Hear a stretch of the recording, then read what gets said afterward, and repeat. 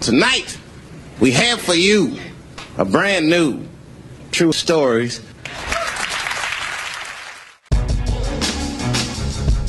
Yeah. Ladies and gentlemen, you're welcome. You're all fucking welcome.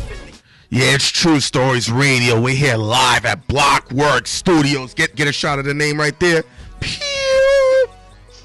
Zoom right back. Yes. And we got one of the hottest cats out right now in New York City. My nigga, that song that you had on the radio, I'm Too Fat. Yeah. And let me explain to you how devastating that song is. I'm driving a Ford F-350, some big truck. I'm in the Brooklyn Battery Tunnel doing 75 miles per hour. Windows down. Thinking to myself, I'm going to make it out this tunnel because this song is tough. My nigga, when Flex brought that line back, what up, Fred?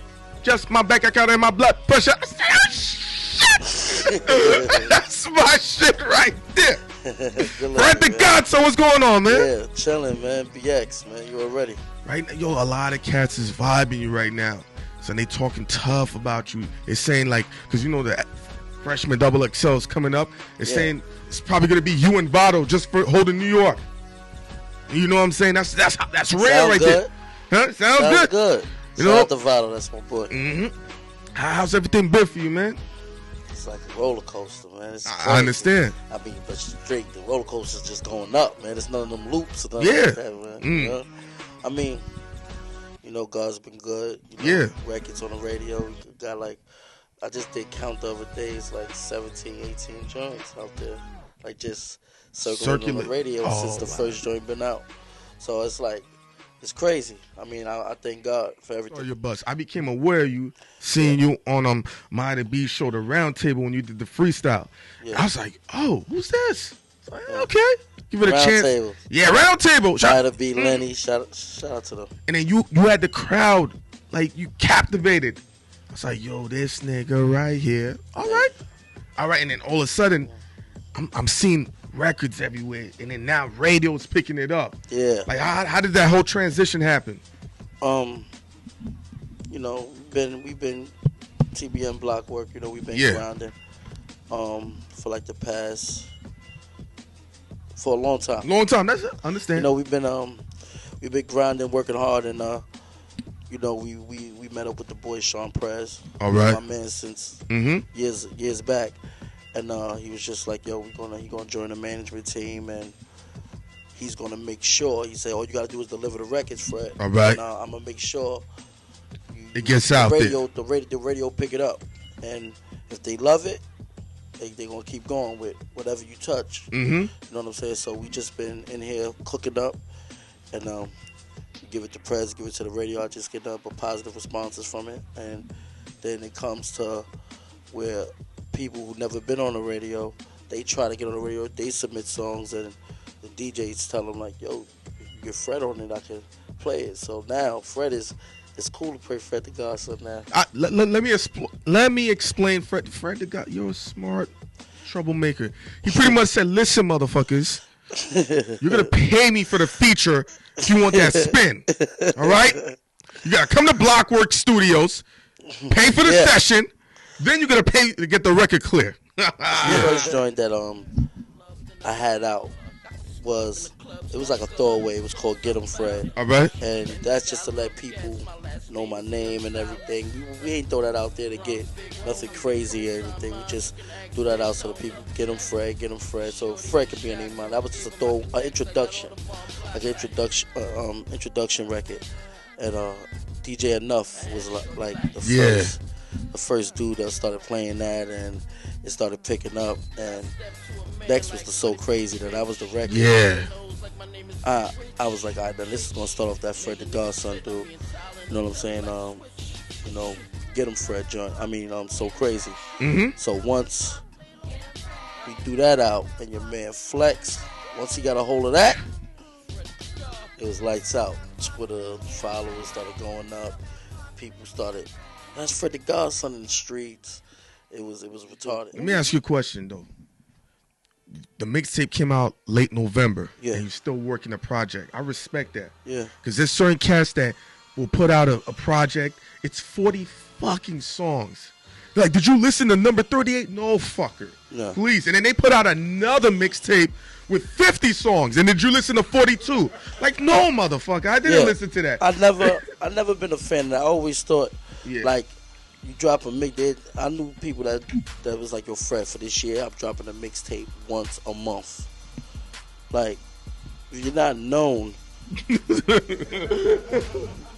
I might listen to the one that you dropped in December. Like, yo, your new joint. You listen to this is my 12th joint this year. It's like it's a waste. You supposed to. I think I'm a fan of just promoting good music, one body of work, and just trying to get everybody to listen to it. Like, just like y'all didn't even know my joint dropped the 30th, and it's not bad. You know, I'm all over the radio. I'm doing this and that. You still didn't know. Mm-hmm. You know, we got commercials on the internet. You still didn't know. And there's people that don't even put in a quarter of the work the way we put it in, and they just think you. Or once they drop their CD, they just in their mind think everybody knows. Everybody saw it. I understand. Yeah. But one thing cats is talking about is your lyricism.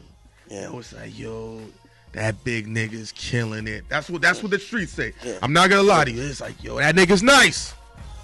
Fuck. That's what they say, son. Look it. So where's that lyricism come from? Because it be some slick shit you saying. Yeah. I always been a fan of the lyrics, and most people, you got rappers out there, they just practice on the flow, you know, and you got some people that just want the beat to carry them. They just want to go with the beat. They just want that hot beat, and that's it. Like, my thing is, like, I like to pull myself back in as a fan first.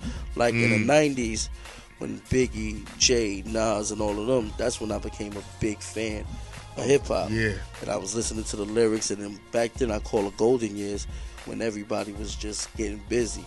Like when Biggie, you had the Punch, you had the Nas, you had the Jays, and everybody, your pen had to go off.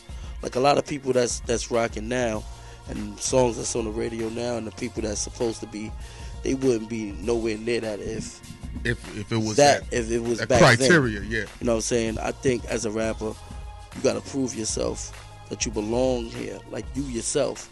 Like, it doesn't matter your production, that has nothing to do with it.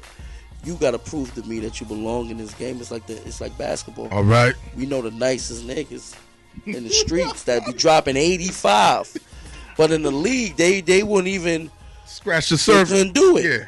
They not that material. You know what I'm saying? So like it's just like hip hop. Like there's people out there that's in the game that I believe that's not supposed to be there. One thing I heard, you know what I'm saying? Whether it's a rumor or not, it's a good one. Yeah. They always talking about how Jay be talking about you or the situation, the meme you had. What was that like? Because I met him before. It was weird. Me and him had a conversation about cocaine because he was interrogating me about. I think I want to cut the camera off. Nah, but like we ain't talking about that. No. We like, yo. So how much was Jay really getting for? Well, like, because that's the word in the street. People like, no way, Jay-Z co-sign. No way, this and that. Because, you know, people don't want to hear that. They can't believe that things like this can happen. I mean, what was it? I mean, you don't have to say what happened. I mean, whether you. It was cool. Like when I see him, yeah, he recognizes we'll chop it off, look, give each other pounds. Like it's just hip hop. He's a fan of hip hop. Like I go off. So a person of his caliber, he knows good lyricism and good music when you hear it. So it was, you know, it's cool. Are you into the battle rapping thing? Because Charlie Clips one time told me, he said, I lost to Fred the Godson in a battle rap competition. I said, him? He's like, yo, my nigga. And you know Charlie Clips, he's so always polite and humble. Sometimes I don't believe that he could curse. He said, Fred is nice when it comes to the battle rapping. I said, because you know he's already big, so he's like, That's my brother. That's like my brother. That's where I come from. You know what I'm saying? It's just like when I first started, and this was like in 01, really getting into it. My first rhymes was battles. It wasn't like I didn't know how to do a 16 or anything. It was just I was writing these rhymes, memorizing them, because I knew I was going to be walking the streets or sometimes end up in Harlem. Yeah. And back then it was different. Like right now, it's been like now 2 niggas is getting money. Like before you had to bet. Before I'd be like, yo, you think you can hand me out? I got 2 stacks. You got 2 stacks? All right, let's bet that. Now it's these organizations like, all right, please, y'all 2 battle. I got 5,000 for you and 5,000 for you. Y'all just sign a contract and just go off. Like, so both parties getting the money. Like before then it was just, you never knew who you was going to battle. Like, you could be walking like, you know what, I'm on some chill shit today, I'm chilling. 2 hours later, it's a fucking parade of niggas around you, and you and one nigga there, and you just like, damn. And if you look, like, it wasn't no internet really, like people posting on YouTube and shit like that, but it was, like, the word of mouth was just crazy. I come from that. So it's just like a lot of times, I never wanted any battle to be taped. And I beat a lot of niggas. I beat so many niggas that if I sat here and I told people who I aired out, it will increase my shit even more. Like niggas who have like clips of admitted, because that's like my brother. Yeah. So I got him in his joint, and we always talk about how we going like walk to the studio by ourselves, just me and him, like Apollo and Rocky. Yeah. He want that rematch. And we gonna lock the studio doors and me and him just gonna battle, and then we gonna know who won, but we ain't gonna have no people or whatever, just hop. I said, nigga, like, even if I'm on my off day and you do win, I'm still gonna say I won out. You ain't gonna have no proof. I'll be like, I said the craziest shit to this nigga. When that deal situation comes, like, what's the transition gonna be like for you? Or can you even understand? You know what I mean? It's like, I mean, if there is a transition, I don't know yet how I'm gonna be. I mean, I hope. I mean, I know in me I'll be the same dude. It's just more. Yes, souped up. Yeah. Hey, you put work in, and you've gone through the scrutiny.